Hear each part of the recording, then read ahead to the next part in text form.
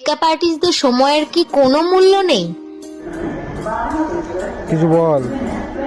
ওই মানে ব্রাইডের বাড়ি আজকে হচ্ছে আমার 10th ডিসেম্বর যিনি ব্রাইড ছিলেন ওনারই আজকে বিদায় লুক করতে যাচ্ছি আমি।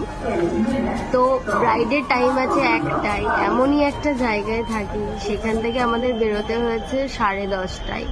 এসে ব্যান্ডেল স্টেশনে দাঁড়িয়ে আছি 1.5 ঘন্টা ধরে, কারণ এর পরে আসলে আর ক্লায়েন্টের কাছে আমি পৌঁছাতে পারতাম না। ক্লায়েন্ট শ্বশুরবাড়ি চলেছে, তারপরে তার জন্য 1.5 ঘন্টা আগে আমাকে এসে স্টেশনে আমি বসে আছি, যেন ঘুম পেয়ে যাচ্ছিল আমার।